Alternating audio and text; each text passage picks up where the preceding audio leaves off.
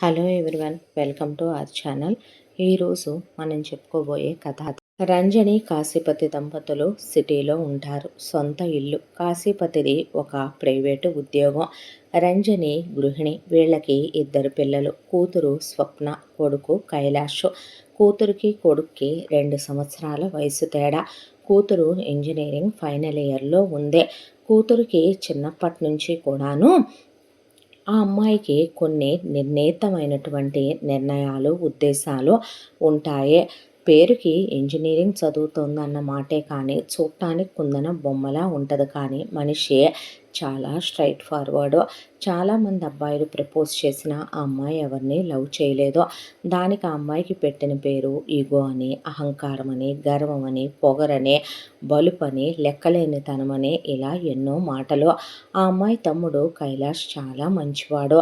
అక్క అలా ఏమీ కాదని, అక్కకి సెల్ఫ్ రెస్పెక్ట్ ఎక్కువని, అక్క స్ట్రైట్ ఫార్వర్డ్గా ఉండటం వల్ల, నటించటం అక్కకి రాకపోవటం వల్ల, వీళ్ళందరి కుటిల స్వభావాలు చూసి తట్టుకోలేక నలుగురిలో ఒకదానిలా అక్క మింగిలవ్వలేదు కాబట్టి, తప్పుని సహించలేదు కాబట్టి, తప్పుని నిలదీసి అవతలవాడు ఎంతవాడైనా ప్రశ్నించి మాట్లాడుతుంది కాబట్టి అది ప్రపంచానికి నచ్చదని, చివరికి తల్లిదండ్రులకి కూడా కొరకరాని కొయ్యే అక్కని కైలాష్కి తెలుసు.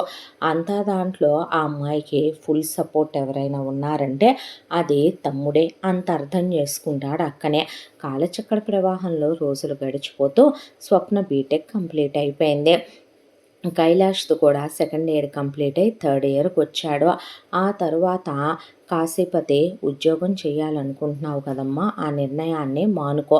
నీకు పెళ్లి చేయాలనుకుంటున్నావు అంటే చెయ్యి నాన్న. నేనటు ఎవరినేమీ ప్రేమించలేదు. నేనేమి నిన్ను పెళ్లి చేయొద్దని అనలేదే. మంచి సంబంధం చూడు కాకపోతే అని చెప్పి మాత్రం వెళ్ళిపోయింది అమ్మాయి అక్కడి నుంచే.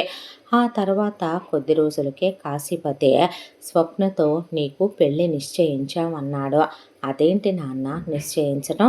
పెళ్లి కొడుకుని నేను చూడలేదు, పెళ్లి కొడుకుతో నేను మాట్లాడలేదు, కనీసం ఒక ఎంగేజ్మెంటు ఇవన్నీ లేకుండా అదేంటి నిర్ణయించేశానంటావు అంటే, నీ పెళ్ళి ఇప్పుడు నిర్ణయించింది కాదమ్మా, నువ్వు పుట్టక మునిపే నిర్ణయించావు, నువ్వు పుట్టిన తర్వాత ఖాయం చేసుకున్నావు. వాట్ అన్నారు ఒక్కసారిగా స్వప్న, కైలాష్. అవును, నాకు ఒక్కగానొక్క స్నేహితుడు విశ్వనాథం. చిన్నప్పుడంతా కలిసే చదువుకున్నాం, డిగ్రీ వరకు కూడా. విశ్వనాథం నేను ప్రాణ స్నేహితులం. అయితే విశ్వనాథానికి భ్రమరాంబతో పెళ్ళైపోయింది. నాకు మీ అమ్మ రంజనితో పెళ్ళైపోయింది. విశ్వనాథానికి వ్యవసాయం అంటే ఇష్టం. వాళ్ళకి 50 ఎకరాల పొలం ఉంది. విశ్వనాథం వ్యవసాయంలోకి దిగిపోయాడు. మాకంత పొలాలు, ఆస్తిపాస్తులు ఏమీ లేవు. ఉన్నదే 10 ఎకరాల పొలం. ఇక నాకు అది కాక ఉద్యోగం చేయాలన్నది కోరిక.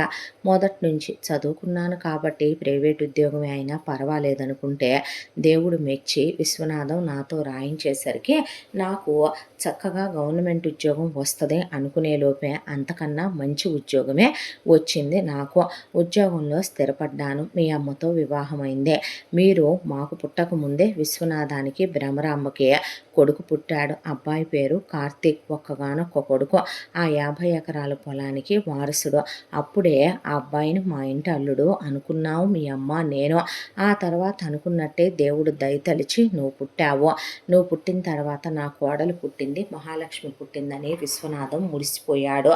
ఆ తర్వాత నేను ఇక్కడికి వచ్చినా తను అక్కడే ఉన్నా మా మధ్య బంధం తెగిపోలేదు. అమ్మ నేను వెళ్ళే ఇక విశ్వనాథాన్ని, ఆయన భార్యని కలిసి వస్తూనే ఉండేవాళ్ళం.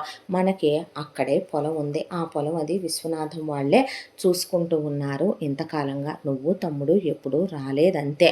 అయితే కార్తీక్ చాలా అందంగా ఉంటాడు, చాలా మంచివాడు. కాకపోతే అగ్రికల్చర్లోనే డిగ్రీ వరకు చదువుకున్నాడు, వ్యవసాయమే చేస్తున్నాడు. అంటే నీకేమైనా పిచ్చి పట్టిందా నాన్న, తెక్కెక్కిందా, ఏం మాట్లాడుతున్నావో అర్థమవుతుందా అనేసింది స్వప్న.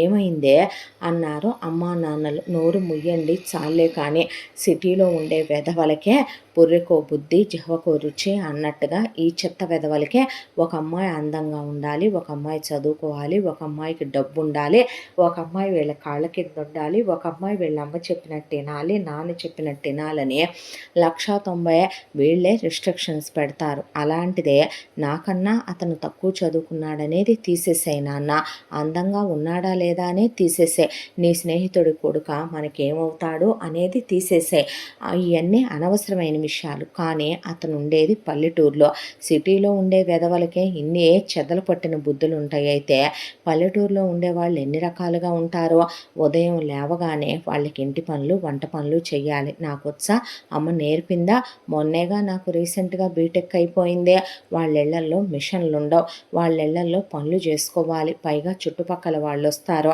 పలకరించాలి, మర్యాదలు చేయాలి. వాళ్ళ చెత్త గాసిప్స్ అంటే నాకు అసహ్యం. కూర్చొని ఎదురింటి ఆవిడ మీద పక్కింటి ఆవిడ, పక్కింటి ఆవిడ మీద ఎదురింటి ఆవిడ చెప్పుకుంటూ 4 కొప్పులు కూర్చొని ఒక కొప్పు వెళ్తే 3 కొప్పులు కలిసి ఆ 4వ కొప్పు మీద చెప్పుకుంటే శృతి కలపమంటావా? ఎదురింటి వాళ్ళ ఇంట్లో పచ్చడికి, వెనకింటి వాళ్ళ ఇంట్లో ఉప్పుకి, వెనకింటి వాళ్ళ ఇంట్లో కారాలకి తిరిగే అమ్మలక్కలు ఉంటారు అక్కడ. పైగా బంధువులు అంటారు, వాళ్ళకి మర్యాదలు అంటారు. ఇవన్నీ నా వల్ల అవుతాయి అనుకుంటున్నావా నువ్వు? నా వాడికి మనసే ముఖ్యం నాన్న, మాటే ముఖ్యం, మనిషికి ఉండే నిజాయితీనే ముఖ్యం. నీకు తెలుసా ఆ అబ్బాయిలో అవన్నీ లేవని? నా స్నేహితుడు విశ్వనాథం చనిపోయాడమ్మా, వాడు పోయినా నేను బ్రతికే ఉన్నాను. నేను మాటిచ్చాను, ఏ రోజో నిశ్చితాంబులాలు మార్చేసుకున్నాం, నువ్వు పుష్పవతి అయినప్పుడే. మేము పై పంచులు కూడా మార్చుకున్నాం, నువ్వు కాదంటే నన్ను చంపుకు తిన్నట్టే. తండ్రి మాట కాదనే కూతురు కాదనుకుంటున్నాను అనే ఆ అమ్మాయి నోరు మూయించి కార్తీక్ ఇచ్చే స్వప్నని పెళ్లి జరిపించేశాడు కాశీపతే. ఆ తర్వాత స్వప్న అత్తారింటికి వెళ్ళిపోయింది. కాశీపతి వాళ్ళు వదిలి వెళ్ళారు. శోభనం ఏర్పాట్లు చేసి గదిలోకి పంపిస్తే కార్తీక్తో పాల గ్లాస్ అక్కడ పెట్టే, పిచ్చి పిచ్చి వేషాలు వేద్దాం, రేపటి నుంచి నన్ను డిసైడ్ చేసేసేద్దాం, మీ ఇంట్లో పద్ధతులకు తగినట్టుగా నన్ను అలవాటు చేసేద్దాం, కాళ్ళ కింద బానిసని చేసేద్దాం అంటే నేను అస్సలు ఒప్పుకోను. నాకంటూ ఒక సెల్ఫ్ రెస్పెక్ట్ ఏడిసిందే. ఎవరికో నచ్చినట్టు ఉండాలంటే ఉండే వ్యక్తిని కాదు, వ్యక్తిత్వము కాదు నాదే. నువ్వు అర్థం చేసుకుంటామనే అనుకుంటున్నాను. అలాగే నా ఇష్టం లేకుండా నా ఒంటి మీద నువ్వు చెయ్యొద్దు. నువ్వేంటో నాకు తెలియదు, నేనేంటో నీకు తెలియదు. నన్ను ఇబ్బంది పెడితే మాత్రం మర్యాదగా ఉండదు అనేసి ఆ అమ్మాయి అటు తిరిగి పడుకుంది. కార్తీక్ అసలు చాలా మృదు స్వభావి, తక్కువ మాట్లాడతాడు, అసలేం మాట్లాడలా. అలా తెల్లారేసరికి కార్తీక్ లేచి స్నానం చేసి పొలానికి తన దారిని తను వెళ్ళిపోయాడు. కానీ స్వప్న ఊహించింది కార్తీక్ విషయంలో అయితే జరగలేదు. కానీ ఆ అమ్మాయిని బలవంతం చేయటం, మీద పట్టడం, కోరికలు తీర్చుకోవటం ఇలాంటివే. ఆ అమ్మాయి అత్త విశ్వనాథం భార్య భ్రమరాంబ మాత్రం చాలా నీచమైన స్వార్థపరురాలు, దుష్టత్వపు మనస్తత్వం కలిగినటువంటి ఆడదే. భ్రమరాంబ అస్సలు మంచిది కాదు. పెళ్ళైన దగ్గర నుంచి విశ్వనాథం చితక్కొట్టిన రోజే తప్ప కొట్టని రోజు లేదు. మనిషి నోటితో మాట్లాడుతూ నొసలతో వెక్కిరిస్తుంది, నాలుక కదలకుండా మాట్లాడుతూ నాగుపావంతా విషయాన్ని కక్కే మనస్తత్వం అస్సలు మంచిది కాదు. ఆయన బ్రతికుండంగా రోజు ఆయన ముందు ప్రేమను నటిస్తూ వెనకాల ఆయన నాశనం అయిపోవాలని, మొగుడు పోవాలని, కాళ్ళు చేతులు పడిపోవాలని ఆయన్ని నానా తిట్లు తిడుతూ ఉండేదే. దానికి తోడు మనిషికి ఎంతసేపు ఊళ్ళో వాళ్ళ వ్యవహారాలు కావాలి, ఎదురింటి వాళ్ళ మీద పక్కింటి వాళ్ళకి, పక్కింటి వాళ్ళ మీద పక్క ఊరి వాళ్ళకి ఇలా చెప్పి తగాదలు పెట్టడం, ఊళ్ళో వాళ్ళ విషయాలు ఊసులు పట్టించుకోవటం, ఇలా ఆయన ఉన్నన్నాళ్ళు మనశ్శాంతి లేదు భ్రమరాంబతో. భ్రమరాంబకి ఓ తమ్ముడు ఉంటాడు. ఆయన భ్రమరాంబకి గాంధారి అని, భ్రమరాంబ తమ్ముడికి శకుని అని ఏనాడో పేరు కూడా పెట్టేశాడు. విశ్వనాథం ఉన్నన్నాళ్ళు నోరెత్తని భ్రమరాంబ ఆయన చనిపోయిన తర్వాత పెద్దది నల్లబొట్టు బిళ్ళ పెట్టి మెళ్ళో 4 పేటల పలక చెర్లు, 8 పేటల చంద్రహారం, 2 పేటల గొలుసు, కాసికాయ మాల, ముత్యాల దండ, పగడాల దండ, ఒక తట్టెడు నగలేసి, చేతుల నిండా బంగారు గాజులేసి, ఇక ఇంతింత పేటన్సే లైట్ కలర్లో ఉండే చీరలు కట్టి, పెద్ద బొట్టు బిళ్ళ పెట్టి, తల మీద గుడ్డ చుట్టేసి, అసలు ఇక భర్త పోయినటువంటి ఇక ఎలా ఉంటారో ఆ రోజుల్లో విధవలు వాళ్ళని మైమరిపించే విధంగా తనకి నచ్చినట్టుగా ఉంటుంది భ్రమరాంబ. అయితే అంతా దాంట్లో కూడా భ్రమరాంబ భ్రమరాంబకి స్వప్నని కోడలుగా చేసుకోవటం ఇష్టం లేదు. ఆ రోజు విశ్వనాథం అన్నాడని కాశీపతి వచ్చి అడిగేసరికే కాదనలేకపోయింది. కానీ వాళ్ళు ₹1,00,00,000కి మించి ఆ పిల్లకి మొత్తం కలిపి ఏమీ ముట్ట చెప్పలేరు. అయితే అది జీర్ణించుకోలేకపోయిందే. వాళ్ళకి 50 ఎకరాలుంటే 25 ఎకరాలు తెచ్చి అమ్మాయిని చేసుకోవాలనుకుందే. అదీ కాక కోడలంటే పొద్దున్నే లేవాలి, తెల్లవారుజామున లేచి వాళ్ళకు 8 గుమ్మాలుంటాయి.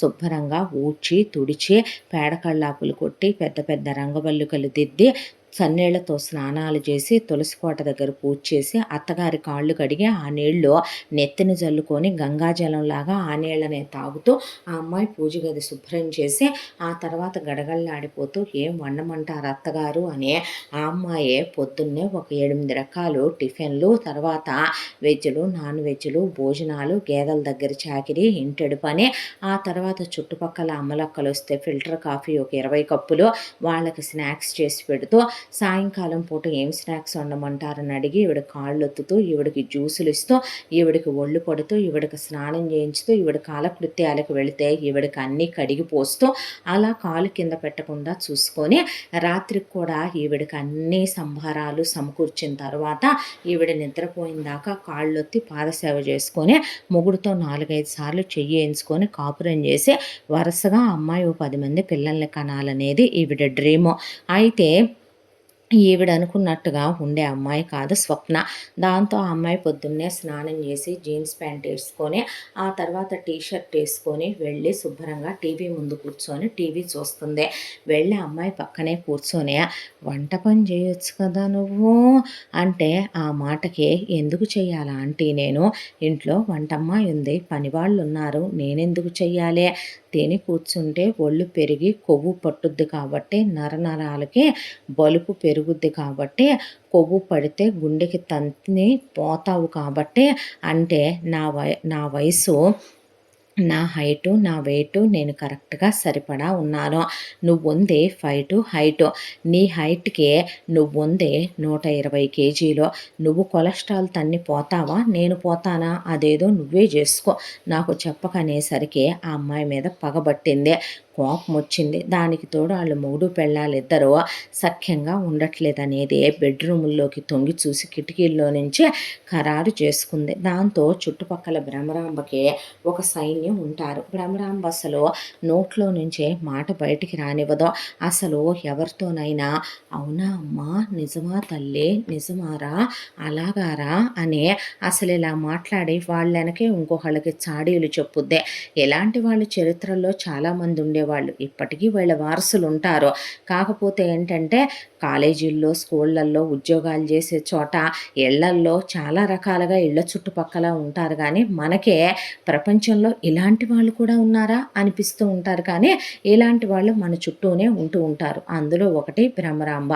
అయితే ఊళ్ళో ఉన్న అమ్మలక్కల్ని పోగు చేసి, రండి వదిన రండి, ఈ విడ్డూరం ఎక్కడన్నా చూసారా, నాకు మాత్రం ఆయన పోయిన తర్వాత ఆయన మళ్ళీ పుడితే ఎత్తుకోవాలని ఉండదా ఏమిటో, ఇంటి పని వంట పని చేసుకోమంటే తప్ప, బాధ్యతలు నేర్చుకోమంటే తప్ప, మొగుడితో సుఖంగా ఉండమంటే తప్ప, మొగుడు చేత చెయ్యి ఎంచుకొని కాపురం చేయమంటే తప్ప, సంసారం చేసుకోమంటే తప్ప, ఏమిటో ఎక్కడైనా అత్తలు కోడళ్ళ నారళ్ళు పెడతారు, నా జీవితం ఏంటో, స్నేహితుడు కూతురని చేసుకొని వస్తే ఏమోలే కడుపు చించుకుంటే కాళ్ళ మీద పడుద్ది అన్నట్టుగా ఈ ట్రెండ్ వదిన అనే కొడుకు కాళ్ళు పడగదిలో ఉంటే చూడు, ఒకళ్ళటు ఒకళ్ళిటు తిరిగి పడుకుంటే నా ఇంట్లో ఉయ్యాలూగుద్దా అని చెప్పినట్టుగా లేకుండా చెప్పి వాళ్ళకి వరుసగా ఒక 1 రోజుల పాటు కాఫీలు, టిఫిన్లు, భోజనాలు, లేని పూజలు, వాళ్ళకి ఆ బట్టలు పెట్టి ఈ బట్టలు పెట్టి వాళ్ళని బాగా దువ్వింది.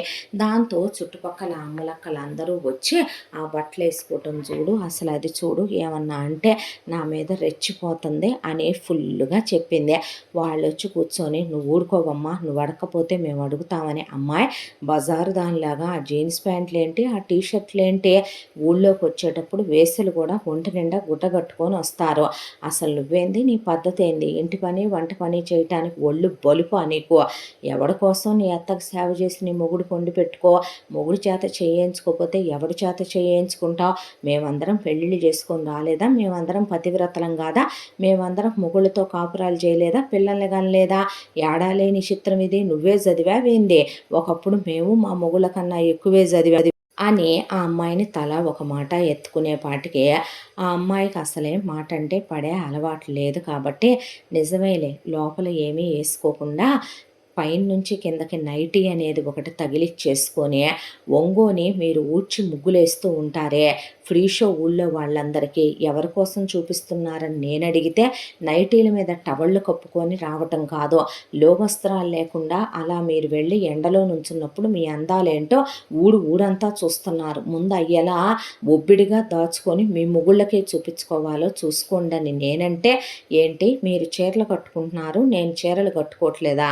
చీరలు కట్టుకునే వంకతో మీరు బొడ్డుకి 2 బెత్తెళ్ళ కిందకి చీర కట్టి అనకూడదులే కానీ బ్రాసరీ కన్నా ఘోరంగా ఉండేటటువంటి మీరు వేసుకునేటటువంటి బ్లౌజులు, ఆ తర్వాత ఒళ్ళంతా బయటేసి పమిట స్థానంలోనే వేశారా మీరు? నడువంతా బయటికి, పొట్టంతా బయటికి, ఒళ్ళంతా బయటికేసి మీరు సాంప్రదాయ స్త్రీలు, మీరు చీరలు కట్టారు. నేను జీన్స్ ప్యాంట్ వేసుకొని టీషర్ట్ వేసుకొని నేను ఒళ్ళంతా ఆరేసుకొని తిరిగానా? మీరు వచ్చి నాకు నీతులు చెప్పాలి. అసలు మీరెవరో నా ఇంటికి రావటానికి, నాకు నీతులు చెప్పటానికి మీ కొంపలు లేవా? మీ కొంపల్లో మీరుండరా? మీ హద్దుల్లో మీరుండండి. అనవసరమైన విషయాలు మాట్లాడితే ఇంకోసారి మర్యాదగా ఉండదు. నా ఇంటి దరిదాపుల్లోకి వచ్చారంటే ఈసారి పద్ధతిగా ఉండదనే పాటికి దీనికి ఎంత బలుపో కొవ్వో అహంకారమో అని వీళ్ళు అనుకోవటంతో పాటు ఊళ్ళో మొత్తం అందరి దృష్టిలో కూడా ఇక కార్తీక్ పెళ్ళానికి బలుపు ఎక్కువ, పొగరెక్కువ, గర్వం ఎక్కువ, లెక్కలేనితనం ఎక్కువ, మొగుడిని ముట్టుకొనివ్వట్లేదు, అమ్మా నాన్న విచ్చలవిడి పెంపకం పెంచారు, బజారు దాన్ని పవిత్రమైన భ్రమరాంబ లాంటి దేవతకి కోడల్ని చేసిపోయాడు పాపిష్టి విధమైన విశ్వనాథం అని మొత్తం టాక్ పుట్టుకొచ్చిందే. ఆ తర్వాత భ్రమరాంబ మెల్లగా పాయింట్ నెంబర్ 2 ఒక దాంట్లో గెలిచాను నేను, దీనికి అందరినీ పగ చేసుకొచ్చా. ఇప్పుడు రెండోది అనే చుట్టుపక్కల వాళ్ళందరికీ బంధువులందరికీ అయిపోయింది కాబట్టి ఇక పనోళ్ళకే ఆ పనోళ్ళని కూర్చోబెట్టి వాళ్ళకి కావాలని ఉండేది 3 మనుషులైతే రోజు ఒక 10 వాయిలు ఇడ్లీలు వేయటం, వాళ్ళకి నేతులు పోసి కారప్పొళ్ళేసి తినండమ్మా అని ఇడ్లీలు పెట్టడం, దోశలు పోసి పెట్టడం, నెలకి ఉండేది 3 మనుషులైతే 5-6 లక్షల రూపాయల ఖర్చులు చూపించడం, కార్తీక్కి దానికి తోడు వాళ్ళు పనులు చేయకపోయినా వాళ్ళని అనకపోవటం, నేతులు పోసి చేసే స్వీట్లు వాళ్ళకి పెట్టడం, వాళ్ళకి చీరలు కొనివ్వటం, సినిమాలకు వెళ్ళమంటాం, ఇలా పని వాళ్ళతో తను మంచి అనిపించుకుంటాం చేస్తుంటే ఇక కోడలు ఏదో ఒక రోజు రెచ్చకుండా ఉంటుందా అనుకుంటే ఆ అమ్మాయి ఒక రోజున పని అమ్మాయి దొంగతనంగా ఇన్ని స్వీట్లు ఒళ్ళో పోసుకుని వెళ్ళటం చూసి ఆగు, అసలు ఏంటి నువ్వు, నాకు అర్థం కావటం లేదు, నువ్వు ఇంట్లో పని చేయటానికి వచ్చావా దేనికి వచ్చావే అనేపాటికి గొంతు పెంచితే పళ్ళు రాలిపోతాయి.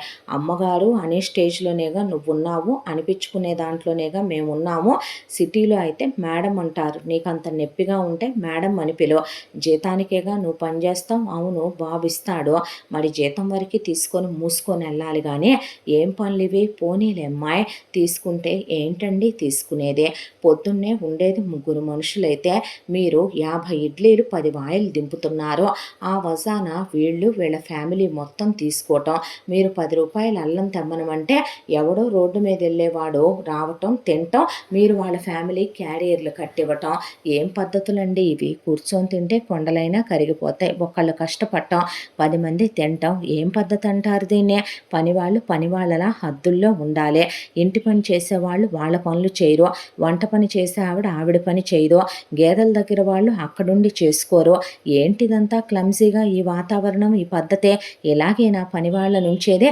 పనమ్మాయి మంచాల మీద కూర్చోవటం ఏంటి, పనివాళ్ళు మన బాత్రూముల్లోకి వెళ్ళటం ఏంటి, పనివాళ్ళు నాకు నచ్చిందని వార్డ్రోబుల్లో బట్టలు తీసుకెళ్ళటం ఏంటి, అసలు ఏంటండి ఈ పద్ధతులన్నీ, ఎవరు ఎంత హద్దుల్లో ఉండాలో అంత హద్దుల్లో ఉండాలి, పెద్దవాళ్ళు అందుకే చెప్తారు కుక్క వాకిట్లో ఉండాలని, చెప్పు కాలికి ఉండాలని, తేలు చెప్పు కింద ఉండాలని, చీపిరి మూలన ఉండాలని, దూడ దొడ్లో ఉండాలని, ఎవరి హద్దుల్లో వాళ్ళు ఉండాలని, ఏం పద్ధతులు అంటారు వీటిని, దోచిపెడుతుంటే ఎవరైనా దోచుకు తింటారు, పెద్ద చిన్న మీకన్నా తెలియాలిగా తారతమ్యం అనేసి వెళ్ళేసరికి వామ్మో ఇంకేముంది ఎంత గయ్యాళిదే, ఎంత అహంకారి, ఎంత గర్వపోతనే పని వాళ్ళెళ్ళి మిగతా వాళ్ళందరికీ ఏకేశారు.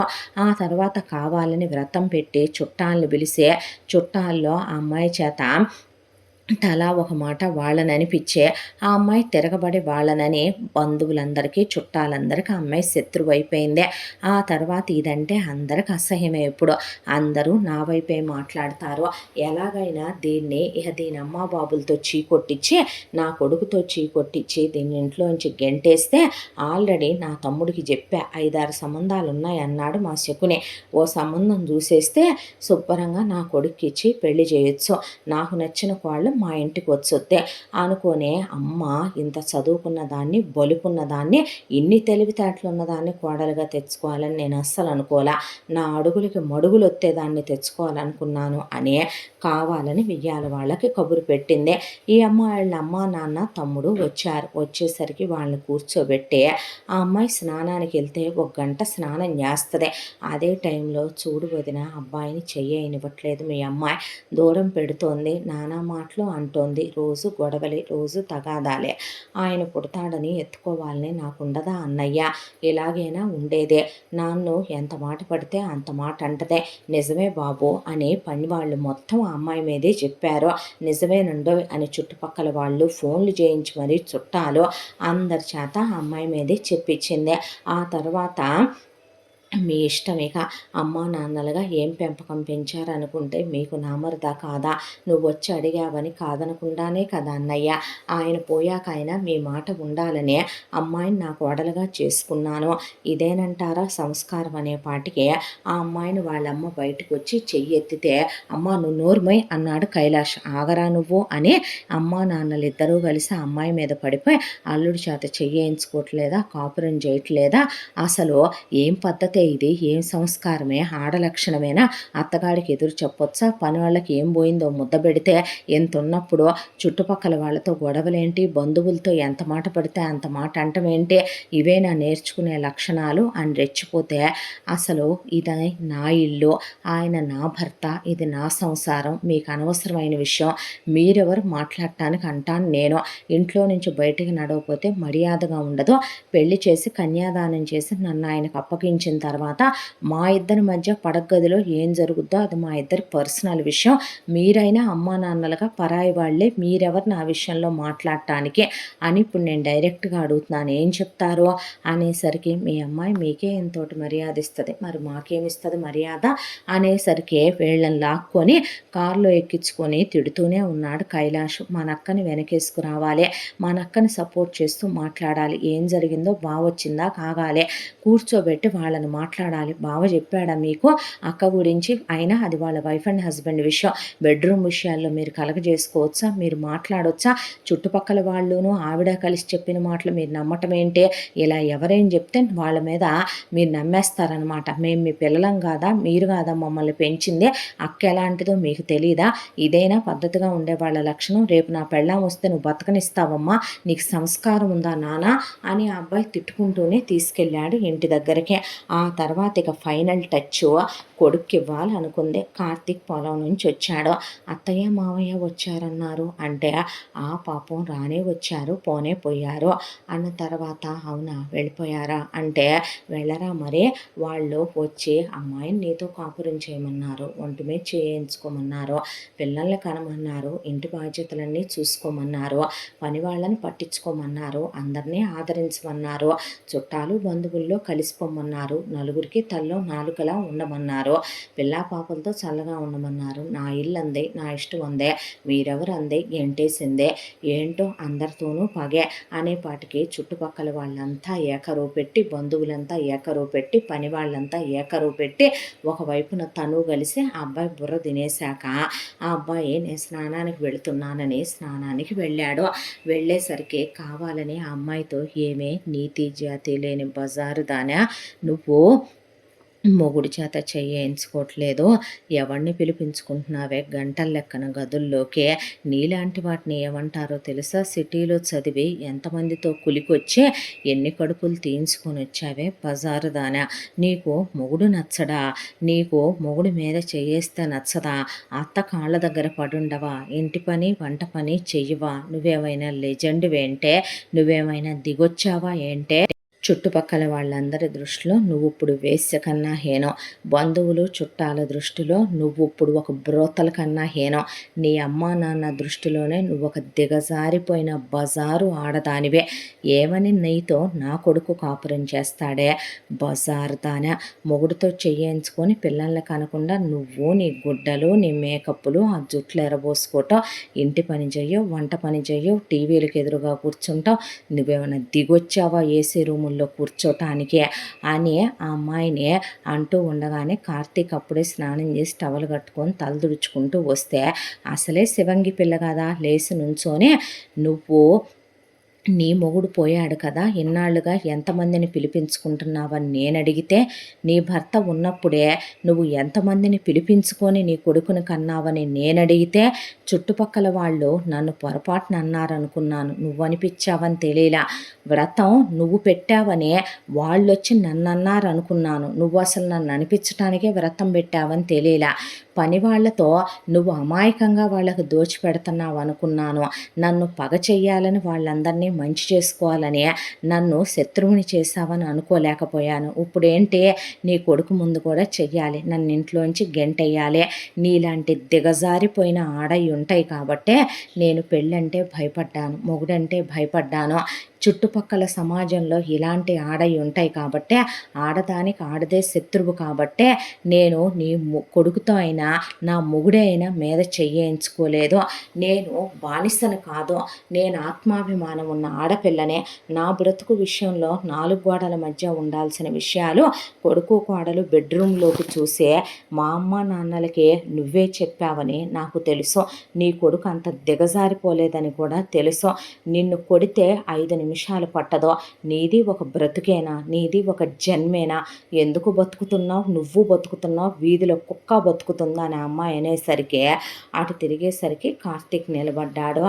ఆవురుమంటూ ఏడిసి కొడుకు గుండెల మీద పడిపోయి చుట్టాలని బంధువుల్ని అందరినీ పిలిపించి పోగు చేసి, నేనుండలేనమ్మా ఈ ఇంట్లో, నా వల్ల కాదయ్యా, ఈ మాటలు నేను పడలేనయ్యా. నా మొగుడు పోయిన తర్వాత ప్రశాంతంగా కృష్ణారామ అనుకుంటా ఉంటున్నా. కొడుకు కోడల్ని కాపురం చేసుకోమంటే తప్ప, మనవళ్ళు మనవరాళ్ళని ఎత్తుకోమంటే తప్ప, ఇంటి బాధ్యతలు చూసుకోమ్మా అంటే తప్ప, పనోళ్ళతో చక్కగుండమ్మా అంటే తప్ప, చుట్టుపక్కల వాళ్ళతో తల్లో నాలికలా కలిసిపో అంటే తప్ప, వామ్మో నా వల్ల కావమ్మా ఇంకా అనేపాటికి, సరేలేమ్మా, ఎందుకు ఈ విషయం ఇక్కడితోనే, ఈ క్షణమే నేను పరిష్కరించేస్తాను అన్నాడు కార్తీక్. అనేసరికి ఏం జరుగుతుంది అన్నట్టు చూసేసరికి లోపలికి వెళ్ళి బ్యాగ్ సర్ది తీసుకొచ్చాడు. వీడి పెళ్ళాందా, వీడి పెళ్ళాంది కలిపి వీడి నా మాట నమ్మక వేరు కాపురం పెడుతున్నాడా ఏమోనమ్మా, జాగ్రత్తగా ఉండాలని చూస్తే వెళ్ళి అటు ఇటు శుభ్రంగా మొత్తం ఉన్నవన్నీ వేసేసి భ్రమరాంబ బ్యాగులు 2 సర్ది తెచ్చాడు. తెచ్చి పదమ్మను మామయ్య ఇంటి దగ్గర ఉండు కానీ పంపిస్తానంటే, నేను వెళ్ళటం ఏంట్రా అనేసరికి, ఎందుకంటే ఇది నా ఇల్లు కాబట్టే, పెళ్ళైన తర్వాత నా పెళ్ళాం ఇల్లు కాబట్టే, నీ మెలో డ్రామా బాగా ఎక్కువైపోయింది కాబట్టే, నీకు డ్రామా క్వీన్ అవార్డు ఇవ్వాలనుకుంటున్నాను కాబట్టే, నీకు ఆస్కార్ అవార్డు పోస్ట్లో పంపిస్తామని చెప్పారు, వస్తుంది కాబట్టే, నువ్వు మహానటివి కాబట్టే, నీ నటన మరీ పెరిగిపోయింది కాబట్టే, ఇంకా ఇక్కడుండి ఓవర్ యాక్టింగ్ నిన్ను చెయ్యొద్దంటున్నాను కాబట్టే, అసలు మీ అందరూ ఎవరో నా ఫ్యామిలీ విషయాల్లో కలగజేసుకోవటానికి. అమ్మా, నా చిన్నప్పటి నుంచి నాన్న నిన్ను కుక్కను కొట్టినట్టు కొట్టేవాడు. నీకు విషయం తెలుసా? ఎందుకు నాన్న అలా కొట్టేవాడో ఫస్ట్లో నాకు తెలిసేది కాదు. నాకు ఇంటర్లో ఉన్నప్పుడు నాన్న పోతే నా 7th క్లాస్ నుంచి రోజు నాన్న నన్ను ఏటిగట్టు మీదకి తీసుకెళ్ళి నీ గురించి 2 గంటలు చెప్పి తీసుకొచ్చేవాడు. ఆ తర్వాత నాన్న పోవాలని నువ్వు అనుకోవటం, నాన్న పోతే దరిద్రం వదిలిపోద్ది అనుకోవటం, ఆయన పోవటం, ఆయన పోయిన తర్వాత నువ్వు రెచ్చిపోవటం, పెత్తనమంతా నీ చేతిలోకి తీసుకోవాలనుకోవటం, నాకొచ్చే అమ్మాయినే నీ కాళ్ళ కింద తొక్కి పట్టాలనుకోవటం, నేను పీజీ చేసి గవర్నమెంట్ జాబ్ రాసుకుందామనుకుంటే డిగ్రీతోనే నువ్వు నన్ను వ్యవసాయంలో ఆపేయటం, నీ నటనలు, నీ నాటకాలు అన్నీ నాకు తెలుసు. నీకింటి పెత్తనం కావాలి, అజమాయిషీ కావాలి, నలుగురు నిన్ను మంచిదాని వనాలి, దానికి నువ్వు నా పెళ్ళాన్ని దిగజార్చాలి, నువ్వు నా భార్యని కనపడకుండా అనే మాటలు నాకు తెలియదు అనుకుంటున్నావా? అయినా తననేదేంటి నేనంటున్నానో, పడగదిలో నా పెళ్ళాం నా చేత ఒంటి మీద చేయించుకోపోయినా అదంటే నాకు ఇష్టం, అది నా ప్రాణం, దాన్ని నేను ప్రేమించి ఇష్టపడి పెళ్లి చేసుకున్నాను. పెళ్ళికి ముందే నా బావమరిదే నా భార్యకి పెళ్ళంటే భయమని, ఎందుకంటే మనుషులు రకరకాల ముఖాలతో నటిస్తారని, నీలాంటి వాళ్ళే ప్రపంచమంతా ఉన్నారని, అలాంటి మనుషుల మధ్య తను నటించలేదని, తను స్ట్రైట్ ఫార్వర్డ్ అని, కల్తీ లేని బంగారం అని, తనకే కల్మషము లేదనే నా బావమరిది నాకు చెప్పాడు. తనను అర్థం చేసుకోమన్నాడు. ఇష్టపడి మనసా వాచా కర్మణ నా బావమరిది నన్ను పర్సనల్గా కలిసి చెప్పాకే తనని నేను ఇష్టపూర్వకంగా పెళ్లి చేసుకున్నా. తను ముట్టుకోనివ్వకపోయినా నాకు ఇష్టమే, నిజమే. నా గురించి తనకి, తన గురించి నాకు ఏం తెలుసో? పెళ్లి చూపులు జరిగాయా? నిశ్చితార్థమైందా? మాట్లాడుకున్నామా? పోనీ మేము స్నేహితులమా, సన్నిహితులమా, క్లాస్మేట్సా? కాదు కదా, కొంత టైం పట్టుద్ది. అది నాకు సంబంధించిన విషయం. నేనెప్పుడు పిల్లల కనాలో డిసైడ్ చేయడానికి నువ్వెవరివే? ఇంట్లో ఇంతమంది పనోళ్ళు ఉన్నప్పుడు నా పెళ్ళాం ఇంటి పనులు, వంట పనులు చేయటం ఏంటసలు? నా భార్యని నేను పని మనిషిగానో వంట మనిషిగానో తీసుకురాలేదే. మా ఇద్దరి పర్సనల్ విషయాలు ఏది ఏమైనా అవి మా ఇద్దరికి సంబంధించిన విషయాలు. ఇక్కడ నా అత్తమావలైనా మీరైనా ఎవరైనా థర్డ్ పర్సన్సే. పక్కింటి వాళ్ళ పడగదుల్లో ఏం జరుగుతున్నాయో పట్టించుకునే బదులు మన ఇంటి పడగదుల్లో ఏం జరుగుతున్నాయో ఈ ఊరి మగాళ్ళు పట్టించుకుంటే చాలా బాగుంటుంది. ఈ ఊళ్ళో ఉన్న మహాపతివ్రతలో ఒకళ్ళ మీద ఒకళ్ళు చెప్పుకుంటే ఆ గాసిప్స్లో నా భార్య కూడా శృతి కలపాలా? నా భార్య ఎందుకు వీళ్ళందరికీ సేవలు చేయాలి? పనివాళ్ళు దోచుకెళ్తుంటే నువ్వు దుబారా చేస్తుంటే నా భార్య చూస్తూ ఊరుకోవాలా?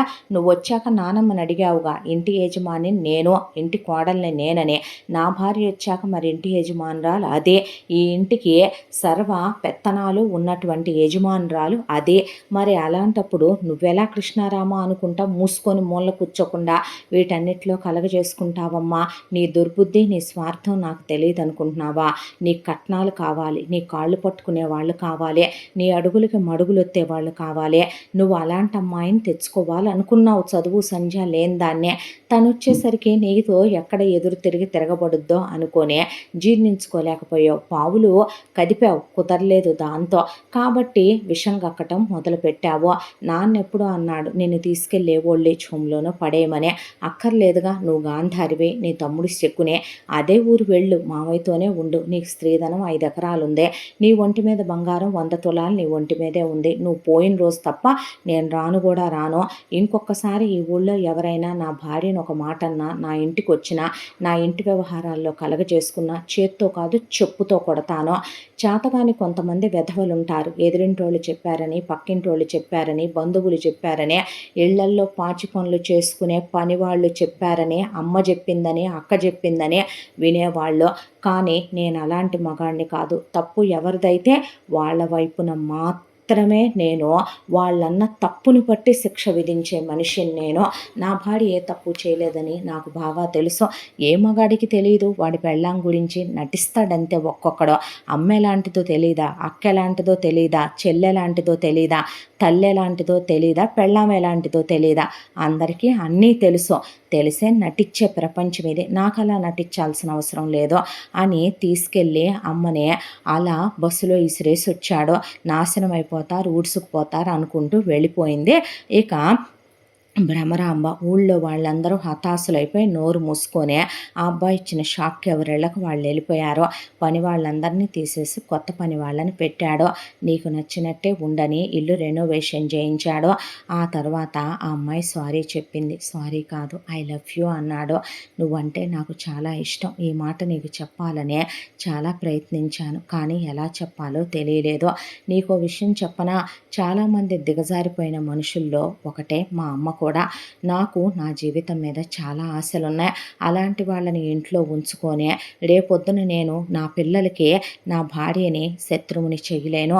నా పిల్లల్ని కూడా కాలకూట విషాన్ని కక్కే సర్పాలుగా నేను పెంచుకోవాలనుకోవట్లేదు.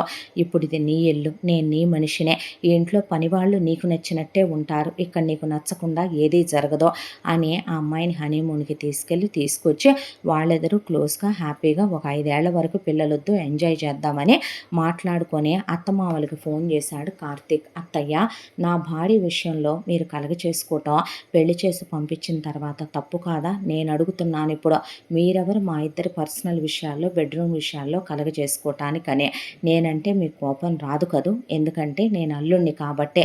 మీరు నాతోనే ఇలా ఉన్నారంటే రేపు మీ కొడుకుతో, కోడలతో కూడా అలాగే ఉంటారా? నా భార్య అంత మంచిది కూడా రాదేమో మీ కోడలుగా. అర్థం చేసుకొని మీ పెద్దరికాన్ని, మర్యాదని నిలబెట్టుకుంటే మంచిదే. కూతురుతో పగ పెట్టుకుందాం, కొడుకుతో పగ పెట్టుకుందాం ఏంటండి ఇవన్నీ? ఎవరో చెప్పినవి నమ్ముతారా? మీరు కని పెంచిన మీ పిల్లల్ని, మీ పెంపకాన్నే ఎవరో వేలెత్తి చూపిస్తే ఎలా నమ్ముతారండి? తన వైపు కన్నవాళ్ళుగా మీరు, కట్టుకున్నవాడిగా నేను స్టాండ్ తీసుకోపోతే ఇంకెవరు మాట్లాడతారండి అనేసరికి సారీ చెప్పి సిగ్గుతో తలదించుకొని ఫోన్ పెట్టేశారు రంజని కాశీపతి. కైలాష్ థ్యాంక్స్ బావా అన్న తర్వాత, ఎందుకు థ్యాంక్స్? దేవతను నాకిచ్చి చేశారు. తన మంచి మనసు నాకు బాగా తెలుసు అని చక్కగా ఆ తర్వాత కార్తీక్ కళ నెరవేర్చుకుంటూ పీజీ చేసుకున్నాడు. గవర్నమెంట్ జాబ్‌కి రాసుకున్నాడు. ఆ తర్వాత ఉన్న పొలాన్ని కౌలుకిచ్చేసుకొని, ఆ తర్వాత ఇంటిని అలాగే చక్కగా బ్యాంక్ వాళ్ళు ఒకళ్ళు అడిగితే వాళ్ళకిచ్చేసి, సిటీకి వెళ్ళిపోయి ఉద్యోగం వచ్చిన దగ్గర ఒక ఇల్లు కొనుక్కున్నారు, కారు కొనుక్కున్నారు. ఈలోపు కైలాష్ చదువు అయిపోయింది. కైలాష్ కూడా చిన్నది ఒక బిజినెస్ పెట్టుకున్నాడు. కార్తీక్ గవర్నమెంట్ జాబ్ చేసుకుంటూ స్వప్న ఉద్యోగానికి వెళ్ళొస్తూ 5 ఏళ్ల తర్వాత ముందు స్వప్న ఒకే ఒక్క బాబుని కంది. చాలనుకున్నారు. కైలాష్‌కో పాప పుట్టింది. వాళ్ళు చాలనుకున్నారు. రంజని కాశీపతి పద్ధతిగా ఉంటూ, పిల్లలతో మర్యాదగా ఉంటూ, ఎవరు వేరు కాపురాలు వాళ్ళు పెట్టుకుంటే వారానికోసారి అందరూ కలుస్తూ, ఇక బ్రహ్మరాంబ వెళ్ళి తన తమ్ముడు శకుని దగ్గర, శకునికి కూడా పెళ్ళాం పోయేపాటికి కూర్చొని చుట్టుపక్కల వాళ్ళందరూ కాపురాలు కూలుస్తూ, చిచ్చులు పెడుతూ, తగాదాలు పెడుతూ, ఇక కుక్కతోక వంకర ఇలాంటి వాళ్ళ బుద్ధులు ఎవరూ మార్చలేరని అలా జీవితాన్ని వచ్చిన 5 ఎకరాల మీద పంటతో, ఒంటి మీద నగలతో అలా గడిపేసుకుంటూ వెళ్ళిపోతోంది. నోట్లో నాలుక కదలకుండా ఎప్పట్లాగే నొసలతో వెక్కిరిస్తూ నోట్లోంచి మాట రాకుండా జరిపిచ్చేసుకొస్తుంది వ్యవహారాన్ని. నిలువుగా ఉండే చెట్లే ముందు కోతకి గురవుతాయన్నట్టు స్ట్రైట్ ఫార్వర్డ్ మనుషులు నిజంగానే దొరకటం కష్టం. అలాంటి వాళ్ళని అర్థం చేసుకోవాలంటే అవతల వాళ్ళల్లో కూడా చాలా గొప్ప వ్యక్తిత్వం ఉండాలి. కొంతమంది ఇవ్వడలేకపోవటానికి కారణం అవతల వాళ్ళల్లో ఉండే లోపాలు. అది అర్థం చేసుకోవటం నిజంగా పక్క వాళ్ళల్లో ఉండే గొప్పతనమేనేమో. కార్తీక్ లాంటి భర్త ఉన్న ప్రతి ఆడపిల్ల అదృష్టవంతురాలే, స్ట్రైట్ ఫార్వర్డ్గా ఉండే అమ్మాయిలు. ఇంతటితో ఈ కథ పూర్తి. ఇంత మంచి కథ మనకు అందించిన కథా రచయిత్రి సాయి లలిత గారు. మరో మంచి కథతో తప్పకుండా మీ ముందుకు వస్తాను. ఇలాంటి మంచి మంచి కథలు ఎన్నో వినాలనుకుంటే మన ఛానల్ని లైక్ చేయండి, షేర్ చేయండి, సబ్స్క్రైబ్ చేయండి, బెల్ ఐకాన్ క్లిక్ చేసి ఆల్ అనే బటన్ని ప్రెస్ చేయడం మర్చిపోకండి. మరో మంచి కథతో కలుద్దాం. Thank you so much.